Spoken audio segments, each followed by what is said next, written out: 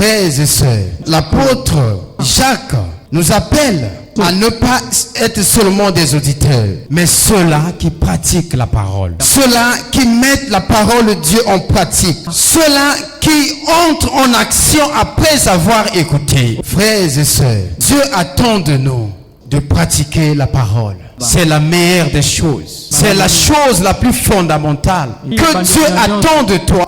Frères et sœurs, la première des choses qui nous inspire, comment pratiquer la parole de Dieu. La première des choses, il faut apprendre à appliquer la parole de Dieu avec foi. Le problème se trouve au niveau de l'application de la parole. La deuxième des choses, quand tu appliques la parole, que tu es patient et que tu attends à la manifestation de la puissance. La deuxième des choses, pour mettre la parole en pratique, il faut avoir l'obéissance à la parole de Dieu. Frères et sœurs, vous voulez que les choses changent? Vous voulez que Dieu montre réellement qui il est pour nous?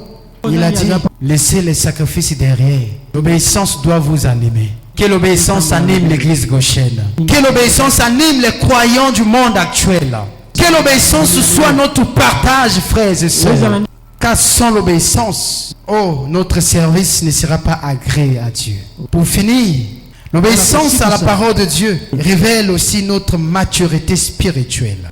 On reconnaît un chrétien mature, on reconnaît un homme mature lorsqu'il obéit. Amen.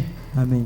Lorsqu'il donne la peine à obéir, lorsqu'il ne trouve pas des excuses, lorsqu'il ne trouve pas des raisons, lorsqu'il ne discute pas avec la parole. Frères et sœurs, que le Seigneur te bénisse, que le Seigneur bénisse sa parole et bénisse son église, et que nous soyons des croyants qui appliquent, qui ne soient pas seulement ceux qui écoutent, qui sont limités à écouter, mais qui se donnent de l'exercice à appliquer.